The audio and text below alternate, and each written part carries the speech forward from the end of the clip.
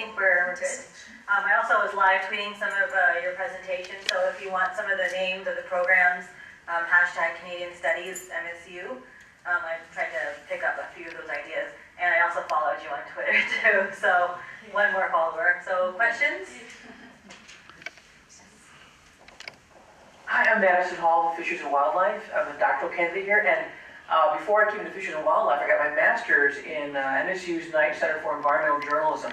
So I really appreciated what you were going to bring to the table, but I have to say I'm blown away. I am amazed and galvanized by what you have done in coordination, and you need a much bigger staff. I'm not saying I'm available, but I'm amazed, particularly with the background that I have now, seeing what you've been able to do. So I just wanted to say this is first-rate, gold star, the best way you want to go, and this is an example of what we should be trying to do with science. So thank you very much. Thanks. Any other questions or comments?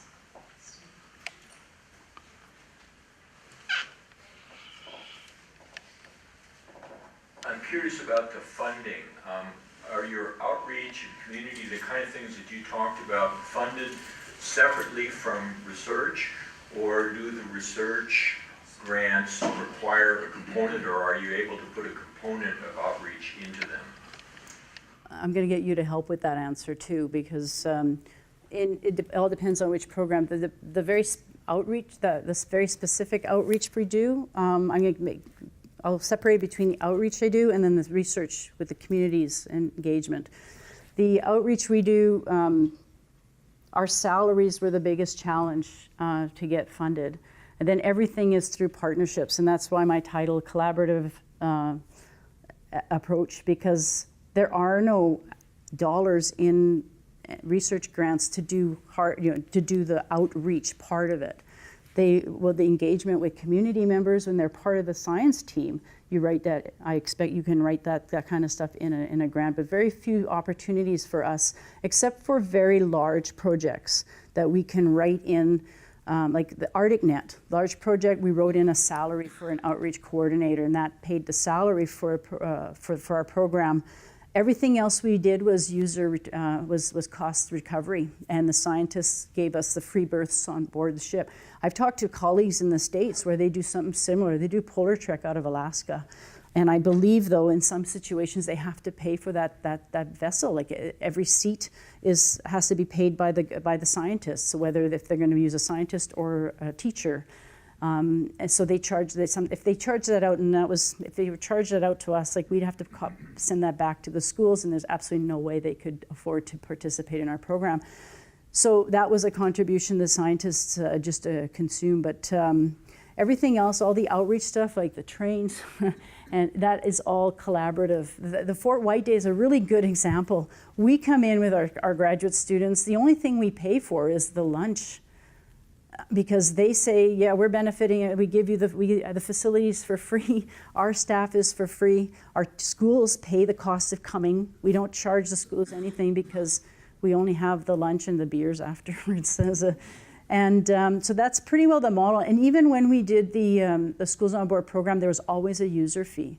And it was because the schools are applying for the space. One, they shared the risk management of the program because they became partners in selecting students, but they shared the financial burden. So if the registration fee for a very high Arctic, very remote, where you were coming in and out of two very remote places, the most we've ever charged was $4,500.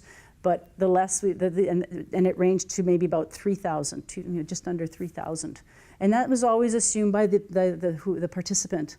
And so we had a range of opportunities where students were selling a local theater to pay for theirs. And you found out about this on the ship when the kids were sharing one night, right? And we're to the place where the school just wrote a check. But the burden wasn't on us to find those things. Yeah, and then only during very large projects like the IPY, where you could write in outreach dollars, then we were able to do some of those bigger creative things. And then with the expedition church with the train, it was only after showing our university all of this partnership and the value that the Via Rail and Travel Manitoba and for 3 years are going to be promoting University of Manitoba research. They came to the table with hard cash. So we hired a manager to do the work because it's a full-time job to put this together. And they paid for the train. So it's been kind of, trying to convince people that they want this. And then you can talk about. With a slightly different perspective, it's similar answer, but a little bit different. I mean, I manage a lot of these big programs, and so everything costs, nothing is free. It's just a matter of where you get the money from. And so when we have a big program, I can write into the grant proposal to have core funding for staff salaries, for instance. But I rely on the scientific infrastructure to promote the idea of education outreach. If I didn't have the support from the science infrastructure, we wouldn't be able to do it. Good example, ship births, $1,500 per kid. You got 10 kids on there, they're taking it away from scientists. When you have an Inuit community that wants to do a community-based monitoring program, I can write in a grant money to pay stipends to the Inuit that are there. I can write in part of the proposal to get equipment that can be there. I can write in money for travel of those people to be there. But I have to get the scientists to agree with that because you're taking money away from the envelope that's going to be used on the science side. And so the critical mass that we're at in our center allows these kind of things to happen. And Lucette showed this evolution of funding. As we get more and more money, we can take a percentage of that, which means more and more money because it's a percentage of a bigger number, and that means that the education and outreach can grow, but only with the support of the science infrastructure. So everybody has to see that this is beneficial. They see it very clearly with the Inuit organizations, and they see it through example of the kind of things that Lucette has done. So you've seen all the different things that she's led on here. When she first started, the big questions were, well, why are we putting money into this? Why are we putting money into education outreach? And because her and I are a pair, it was kind of like, why are you doing that, Dave? Why are you supporting this thing? And I said, well, just let her go. Let her see what she can do. Let her prove herself that she can do this. And she proved herself over the first 2 or 3 years, and then everybody was like, oh, wow, this is fantastic. So you get that kind of feedback in a network like ours where they start to realize that these are really important things and they're willing to put money into it. And it's gotten to the point now where we have people come to us and say, we would like you to take on this program because we know from your experience you've had successes with it. And most of those kind of things are through her organization, where they've shown what these benefits are to society to such an extent where CFI finds out about this and they come to us and say, design us a $500 million research infrastructure that could be big science in the Arctic. If we didn't have this level of communication, people wouldn't find out about it and it wouldn't feed back to it. So the whole idea of a significant capacity, you're at that level where you can really start to generate things. It feeds on itself after a while, but you got to get people to buy into it. And you got to get your own research team to buy into it, and they have to participate. Simple. When we were at the last Arctic Science Partnership meeting, we were meeting with my other colleagues that were doing the communications team, and the one girl from ARC, from the Arctic Research Center in Denmark. Like, she had done some research, and there's actual research starting to show up now that says that people who use Twitter and who are on Twitter a lot, and Facebook, like if your name shows up, I tweet your work and Barber, they're getting cited more often too. So you don't know if it's the beginning or egg, chicken or the egg, but they're starting to show that people start to recognize your name, or I'm going to go look at this person's work online. So. There is a benefit to the researcher themselves in terms of what they're getting out of it for the little effort.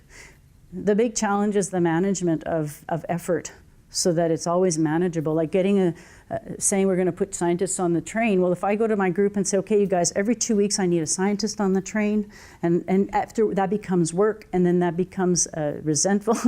Now it's just a very loosely fit. When we're going up, we will tell the tour operators, we'll make it available to them.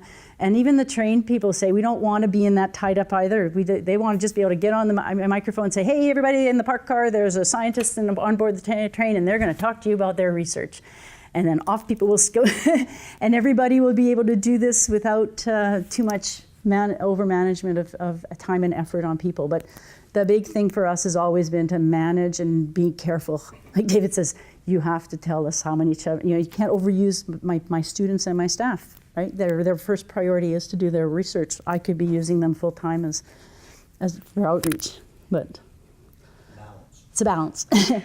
There's also like a campaign about, this is what a real scientist looks like. It's trying to connect, scientists with people in the community. And I think that's a very important link because people are sometimes skeptical about science and they're intimidated by science. This is a great way to make science more accessible.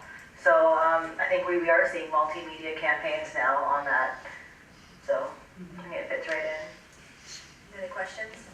So since we're talking about this, I was curious, there was a announcement of the Arctic Funders Collaborative. It's 11 foundations and organizations that are actually putting money into Arctic research and engagement. Is that something that you all have been working with? Are you aware of that group as well? Yes, I am. Yes. I'll answer that one. Yeah. So, I'm quite familiar with this. It evolved out of something called ERA Can Plus. ERA Can Plus is an organization that merges your infrastructure funding organizations here in the US with the European equivalent with our Canada Foundation for Innovation. And then they broadened it out to philanthropic organizations who are, foundations that will fund things. And we got very involved with it through our Danish partners. So Denmark has a very interesting relationship with foundation funding in that the government gives very substantial tax benefits if you endow a university or organization with research infrastructure. They make about $1.10 on every dollar they give, so it's a money-making proposition for them. And so all of the research bases and infrastructure for science around Denmark is funded through these foundations. And they were one of the groups of foundations involved with this. And then CFI on the Canadian side, this is what stimulated them to ask us to come up with a big science idea through this Baffin Bay observing system that we're putting together. And the idea there is that they wanted to have something equivalent to a cyclotron, for instance, in high energy physics, that they could point out as very big scale science that is connected between the US, Europe, and Canada. And our Canadian system took it upon themselves to trigger the development of this. Because of the communications that we have and our reputation in the country, they came to us and asked us to lead it. So we put 7 universities together. And we're actually hosting a meeting in Ottawa next week, which will sort of broaden the partnership with this thing. And then we'll produce a white paper from it, which CFI then takes to our Treasury Board in Canada and says they would like to fund this thing as a special allocation of CFI. The Americans are working in combination with the Canadians about a component that they would fund, and I'm going to Woods Hole next week to talk with them about it. And then the Europeans are being led through the ABI, the Alfred Wegener Institute in Germany, and the University of Aarhus in Denmark in developing a European equivalent to it. And the whole concept, here's where it gets globally significant, is there's emerging evidence that all the fresh water that is going into the Arctic Ocean and the speed at which it's entering the Arctic Ocean is slowing down the meridional overturning of the North Atlantic circulation. And we may be risking the idea of triggering either a cessation or a slowdown of that large circulation system, which would trigger an ice age. Yeah. And so there's an interest in figuring out whether this in fact may happen or may not happen and what the reality of it is. We historically always thought from a modeling perspective that this wasn't possible, that we couldn't put enough fresh water into the system quick enough to do that. But right now we're losing mass of the Greenland ice sheet 600% faster than we expected. And the reason is that we're basically greasing the skids on the Greenland ice sheet. We're lubricating the base, and it's causing a flux of mass of ice much more quickly than we thought would be possible. We're also increasing the runoff from the terrestrial sides of things. So there's a lot more terrestrial freshwater moving into the marine system, and that's why we developed this project in Hudson Bay, was to look at what the characteristics of that were. So this is one example of where the Arctic is centrally important in a global scale phenomenon, and that's why CFI wanted to do a large-scale program to look at that. And it was this funding organization that made it even possible to go after such a thing. If you have that kind of collective will, you can generate that kind of collective resources. Well, and it's been our experience too that sometimes, foundations are willing to fund science and big science, but oftentimes they're very interested in the people side of the equation, the ecosystem services, indigenous knowledge, et cetera, and that kind of marriage, that looking at the multiplicity of funding to accomplish different objectives is something that's it's continually challenging, but often can provide that complementarity of your efforts. Very good point. In the case in point with this observing system we're designing, is one of the biggest components is a community-based monitoring program that will go on in the communities on the Greenland coast, the Baffin coast, and the Ellesmere coast. And the reason for that is a lot of the fresh water is shore-walked. It's attached very close to shore, so it's the riverine coastal domain is what they call it. And it's something that the Inuit are perfectly situated to measure. And they know about it because it engages with a lot of the things that they do there. Because of our rather long and rich history with working with the Inuit, we've organized for the Inuit to take this on. But interestingly, the Inuit in Greenland and the Inuit in Canada are related to each other. They all come from the American Inuit, is how it worked. They came across from Alaska into northern Canada and over to Greenland. And there's lots of synergy between the people at the local level. And so they've taken this up both in the Greenland coast and in the Canadian Baffin and Ellesmere coasts. And that will be a very big part of the Baffin Bay observing system if it goes ahead. We'll focus more on the deep ocean sides of things and automated instrumentation that's on the ocean floor, and they'll focus on the coastal domains and what the connection is between the terrestrial and marine. And you're right, the funding agencies are mostly interested in that because it all has to do with capacity building and co-management issues and things that are very important for marine activities in Baffin Bay. Can I ask one more question, follow? I don't want to monopolize, but can you all speak to the U.S. institutional partners with whom you collaborate most actively? Who are your primary partners in the states that you work with?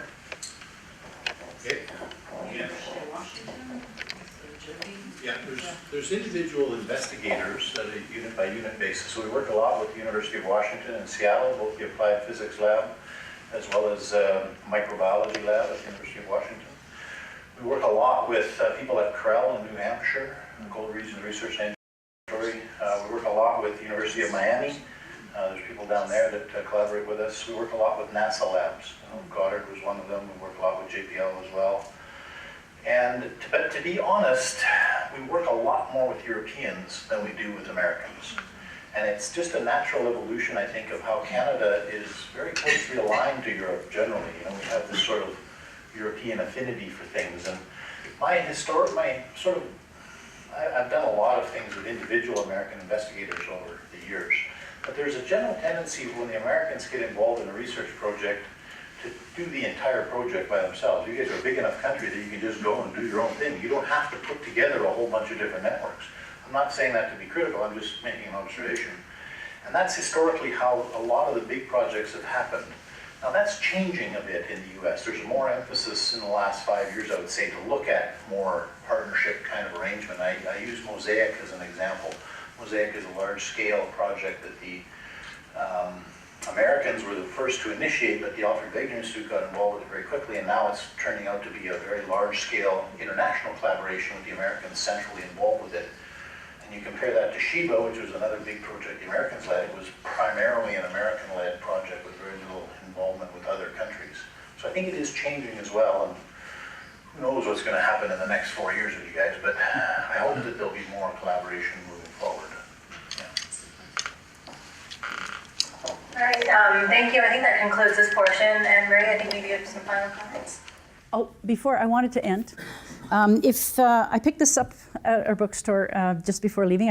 I'm reading my own copy on the way here, and it's a Chilliwack Cloutier book. In Canada we have Canada Reads. It's done once a year. It's a competition of books that are championed by a celebrity, and its ideas. It's a book that all of Canada should read. And Chilliwack Cloutier's book is one of the finalists. So I'm just thinking, I wanted to give this to you as a gift from us. Chilliwack Cloutier has been a champion she's worked with our Schools on Board program. I had a slide up all about her. She was one of the Nobel Peace Prize nominees with Al Gore that year that she was fighting.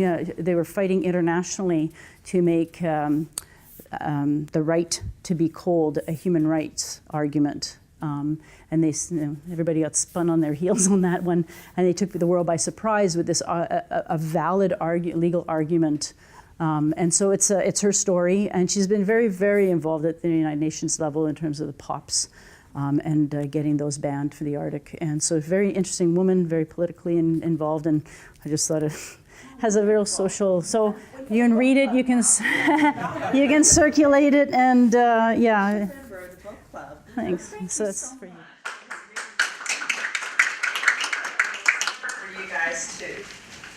Anyone seen these before? It's magazine. We have a few cute MSU goodies, swag in our bags, as well as a Michigan book. One thing that we all need to work on is a beautiful tabletop book of the Great Lakes, because they're quite difficult to find, I've learned. So I know what I'll be doing in retirement. I want to recruit your help. But we'd like to present this to you as well. Thank you. Thank you very much. And thank you, okay? I think everyone here is invited to lunch, which is right next door, so we can take our conversation, which has been amazing, right next door after a short break. So we'll meet you in the room next door with lunch. Thank you. Thank you for being here. All of our sponsors are very appreciative of this opportunity, and we hope to grow that sponsorship. I think that's doable. Thank you.